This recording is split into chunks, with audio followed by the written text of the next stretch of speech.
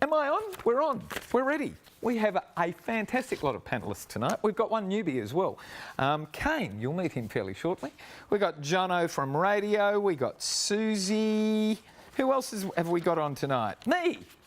Yvonne's coming along as well. She's gorgeous. Okay, here we go. First letter tonight for discussion by our panellists is this. After all these years, the youngest is exceeding his brother's career achievements. Why is that a problem?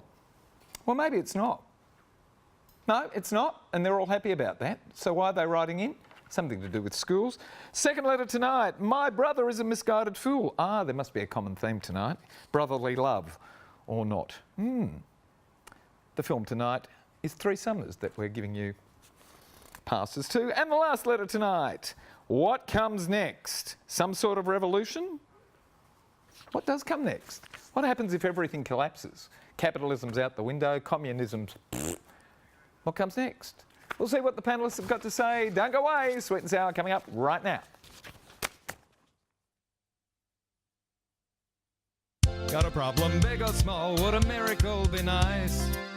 Our motley crew is back, churning out advice. You might even laugh a bit in the following half hour. Park your backside on the couch, cause baby it's time for Sweet and Sour. Right here on Sweet and Sour.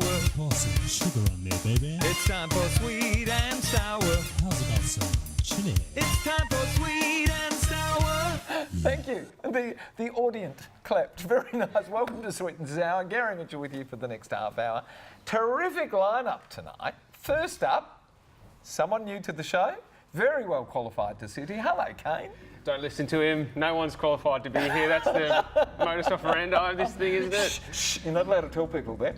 I feel like a lamb to the slaughterhouse, you know? Hey, we're very gentle on here. Be kind. Be kind. We will be kind. But our viewers won't be. If they don't like it, they'll send in the emails and say, I don't like that boy. Who's he? Where'd you get him from? Don't like him. Tell him to have a haircut. Do need a haircut. I get that every week. Welcome, welcome. What have you been up to? Oh, I have been doing something very exciting. So I have been helping out a guy who is, not in that way, oh my goodness.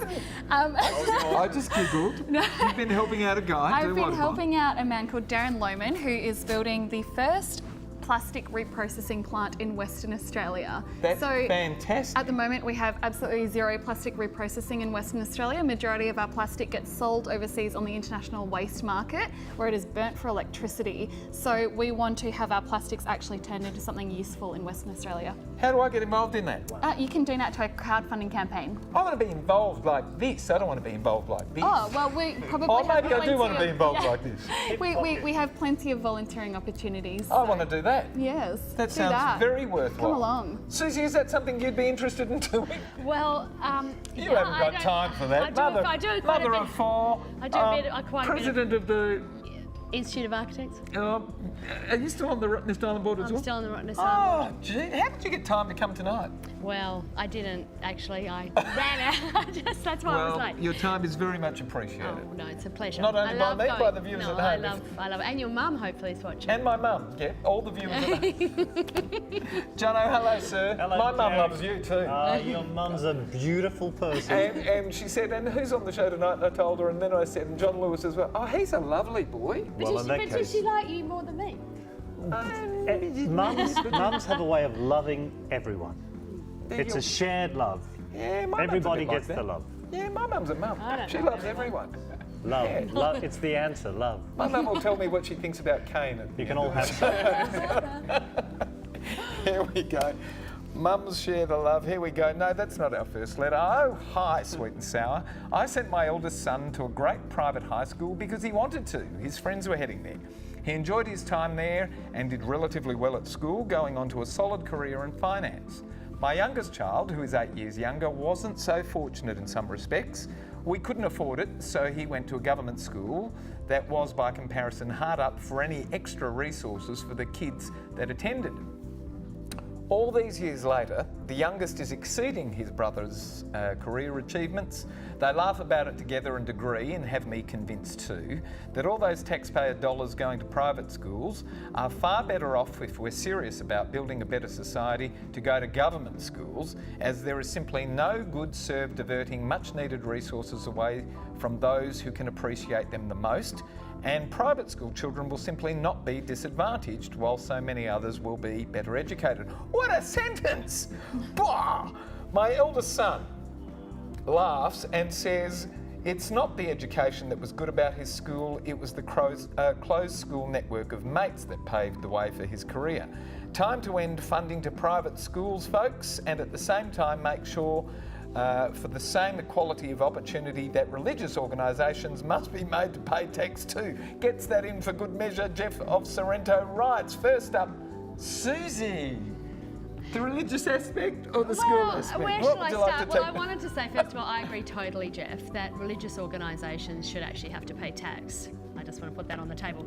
Secondly, Having dealt with that, we're moving on to yeah, schools. no, then. moving straight on to schools. So the thing with the schools is, if everybody, a bit like healthcare, if there was no subsidy for private schools, a lot of people wouldn't go to private schools, and that would mean the state schools were flooded, and then we'd have Yes, to have but more the funding. state schools would then have all that money that Yeah. they could cater for. Well, yeah, but then the question is, yes, well, that's one thing. But I would have to go back to your actual question, which is about your sons. You can offer lots of different resources to different children, and I have 3 sons and a daughter, and they will take up what suits them. And I suppose picking a school is horses for courses. Some children you might go, you know, some schools are perfect for one child, but not another child. When it comes to what your older son said, I don't think people that go to a state school are any less possible of achieving great things as to a private school. It just depends on that person and their drive. But I would say that your son is right. The one thing that is probably a difference is the people that you meet, and that is your future network. So that is the Networks advantage, but are also real. that's a lot of teachers will tell you, and I have a lot of friends, my kids are at private school and just in high school, and other kids that aren't, that they keep boys very, very busy as They have to. teenagers. Well, no, but Teenage boys. private schools keep them very busy. Okay. They are doing sport all the time. So that's the thing. But I think there's great teachers, crap teachers, whatever. Jono? Well, I think you make some great points, Suzie. One thing, I don't think religious organisations should necessarily have to pay tax. I wouldn't want to go to church on a Sunday and then know that so much of that is going to go straight to the government. You'd feel a bit weird about it. So that's... It wouldn't have to though. I'm If undecided they on that. expend it in doing what they're supposed to be doing, they don't pay tax on that. It's an expense. It's only the stuff that they send to overseas that would get taxed. Certainly, it's simple if everyone pays tax. That Simple. I understand. The It's- simplicity I don't of get it. everyone paying I don't tax. get why they don't. I don't understand. I mean, the amount of buildings and development sites that they own, it's just Yeah. ridiculous. Yeah, and that's what they do with the money. But I think if it's a school, Church of if it's a- Scientology. All of a sudden. If it's a religious thing like a school, then I think tax is appropriate there. But regarding private schools, I think we need choice. We've got to have choice. There's got to be choice for people to decide. Choice. And it's a good point that you make, Suzie, that if we didn't have the private schools, then everyone, of course, would be at the government schools, and we'd probably have to pay even more money. Even more. Essentially, the parents are subsidising those private schools. I don't Kane? mind it. So, I mean, I had the luxury of going to an all-boys Catholic school. And Did you enjoy it? I did. I don't want to pick on the Catholics at all, because I'm a skeptic as well. Okay. And an atheist. Just throw that out there. But the Do part... you want to mention your school now that No, you've said no. That's why I've got the long hair. It's a disguise, yeah. But I think one thing we can't forget is, religious organisations are big money-making machines. They are. And they're not just in it for charity ventures and things like that. They have private hospitals, they have aged care facilities. And the thing I would like to know is, this funding that's coming to private schools, what is it being spent on? And is there a needs basis for schools to access that funding? Are they spending it on, the architecture of the buildings? Are they spending it on perfectly manicured hedges? Or are they spending it on, science rooms and whatever's needed? Like if there's a growing music department in a particular school, do they need to, get behind that? That would So, be great. yeah, more transparency to know where the funding's going and how to sort of disseminate that on an as-needed basis, I think. Yeah. Last word, Yvonne? Just really quickly, I'm going to rattle off some statistics because I did a bit of Googling before I came We here like tonight. stats. We like stats. So I had a look at why religious schools or private schools get so much funding, and it actually happened during the baby boomer era when they were all being born. There was very little money for Catholic schools, so the government put a lot of money into that, but I think it's outdated and I don't think it's necessary anymore. But then also... Time to wind it back. Good luck being a brave politician to try and wind it back. Definitely. I'm trying to now. Yeah, and Gonski. then also if you have a look at Slowly. the federal government, they provide out of every $5, $3 goes to private schools. So Wow. That's a statistic and a half. We asked you people at home this question. If equality of opportunity is the goal, shouldn't government funding to private schools be stopped and all religious organisations be made to pay tax? And this is what you said. 74% of people said yes, they should be made to pay tax, and private funding to, government funding to private schools be stopped. There you go. When we come back, we're going to ask probably a philosophical question, really. Can anyone make it on their own? Don't go away. More of Sweet and Sour coming right up now. That was quite a good one, though, actually. Getting in touch with Sweet and Sour is easy. Just head to sweetandsour.net.au to send us a letter. And while you're there, why not check out our past episodes? Plus, don't forget to like us on Facebook and follow us on Twitter. And for a behind-the-scenes look at Sweet and Sour, check us out on Instagram. Mine do. And for everyone who does send us a letter tonight, I can touch the floor. Oh, I can't. Shorty. We're going to send you to the movies, courtesy of the very lovely Natalie Cameron and NRC Communications. And Natalie's been with us for almost 20 years as well. Goodness me, we're coming up for 20 years next year. And the movie we're sending you to in our 19th year is Three Summers. That's the Ben Elton movie. Who's seen it so far? I've heard some fantastic reports about it. You've heard? So they tell me. So yeah, fantastic, terrific. Thank you, Ben. And here's our letter. Dear Mitch and panellists, that's you guys. My brother is a misguided fool. He wants to make it on his own. I'm writing to you because I want to start the conversation that needs to be had by everyone, that every creature on this earth is codependent for its survival success. We need each other. We are communal creatures. It's a stupid notion that he gets from my equally misguided dad. How do I convince both of them that no one makes it on their own, not a soul? That's just a recipe for loneliness and failure. I understand where this silly macho idea comes from. It's a myth from a previous generation when men had to be men. It's just so dumb too.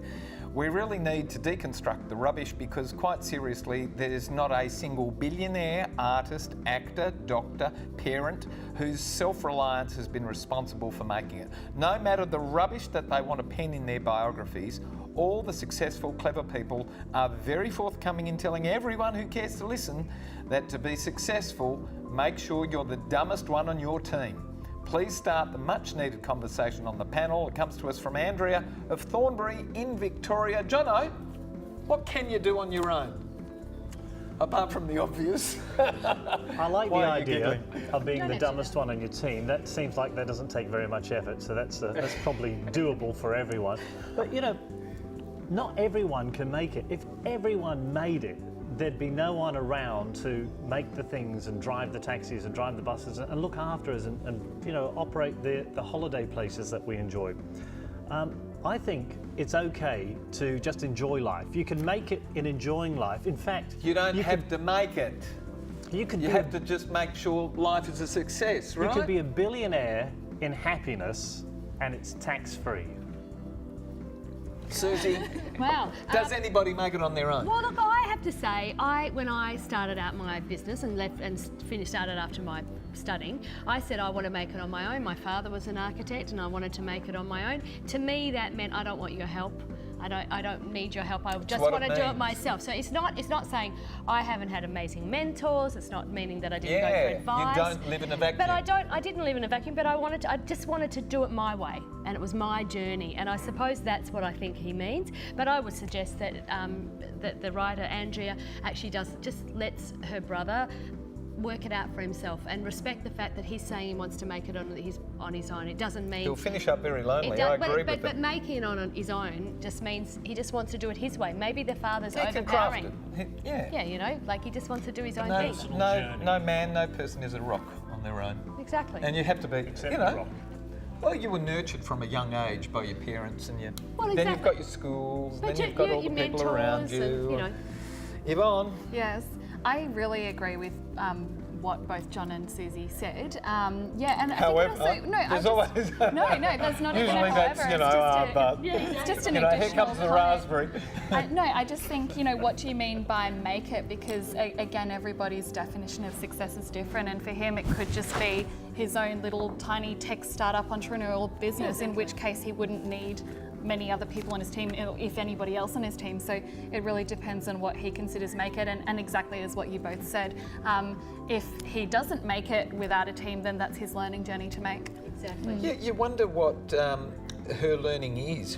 Yes, Andrea, given that her dad tried to make it on his own, he's probably finished up a bit of a loser or something, which is what her experience is. Sorry, Andrea. It's hard to do it by yourself. You can't. But you It's never impossible. do. You never, You never do do. anything by yourself. That's the whole point. You never, Never. do it by yourself. You don't Make find it. it It's just by a yourself. way of saying it. Like I don't want you none of my family. You involved. you can certainly craft the direction that you want to go in the journey. Kane, last word on this one. Well, do you guys know the film Into the Wild, the story of Christopher McCandless? Tell us.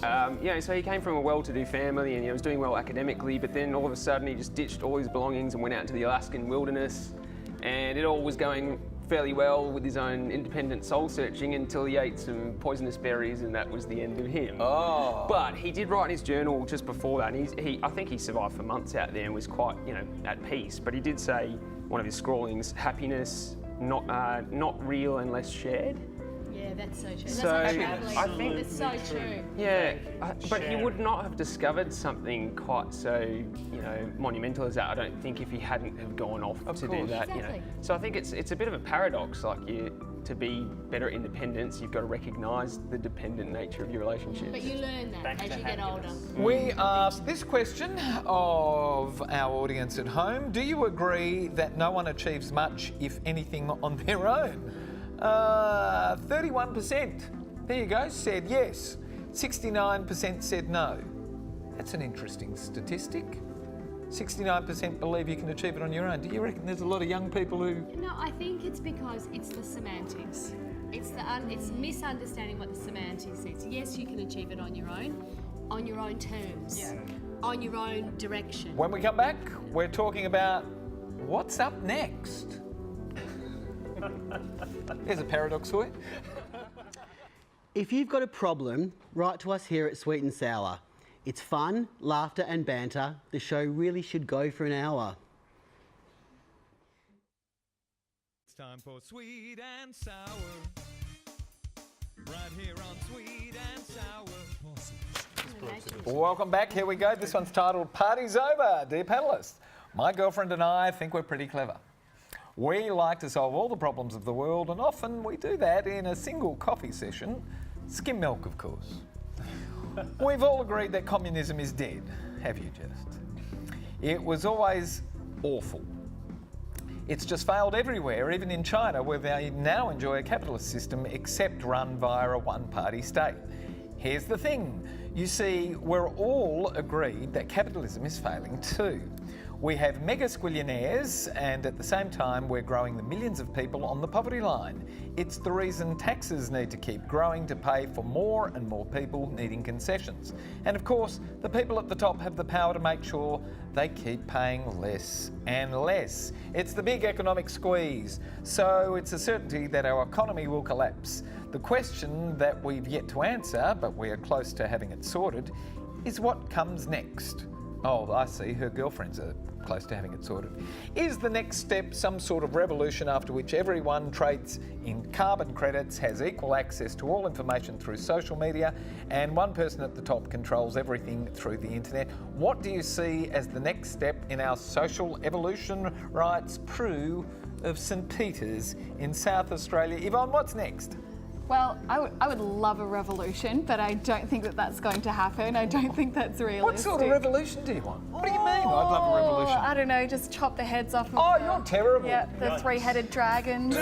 Harm no one. Where's that philosophy? No, I wouldn't actually hurt anybody and I wouldn't condone violence. You'd have a but pussycat revolution. I would have a pussycat revolution, which I don't think would be particularly effective, but... Well, we've got one at the moment happening, haven't we? With nothing's terribly effective. No, it isn't. Yeah, and who was it? It was one of the revolutionaries during the apartheid or something like that was condoning the use of violence. Anyway, I digress. The point is, what is the next step in our social evolution? I think that there are a lot of different ways that we could go. I think it's in Norway, is it? Somewhere like that, one of the Scandinavian countries where they're now trialling a basic living income because I think it's like $30,000 or something like that. I mean, potentially something like that could happen, particularly with the automation of everything. Next. Yeah, like technology is improving, all of our jobs are becoming automated. What do? We might have to just live off a base salary. Okay. What's next, Kane? Well, I mean, I like to be a bit dystopic sometimes, so the bloodlust and the guillotines and the knives sounds pretty entertaining. But I think also, Prue, I mean, I've got to relate to you here. It is kind of entertaining to sit around over coffee and, chat about these things with a bit of an ADHD brain. What are we going to do? What are we going to do? Dip your toe in there, dip your toe in here. We're very kind to all our letter writers, aren't we? Thank you. I'm not going to be invited back, am I? Not by Prue of No. St Peters in South Australia anyway. But, I mean, I think what's worrying is with the tech curve, you sort of can't predict very well what's around the corner. And that's slightly worrying. But, with the Nordic idea, like the Scandinavian countries, that's an interesting point because they haven't quite left capitalism entirely. They're like socialist, right? So they're not communists, and they've sort of tweaked it, a little bit. So And maybe that's the job. You've just got to tweak it. You need politicians who are game enough to tweak it and say no to private funding of private schools, government funding of private schools. We asked you people at home this question: is capitalism failing the world? And here's what you said.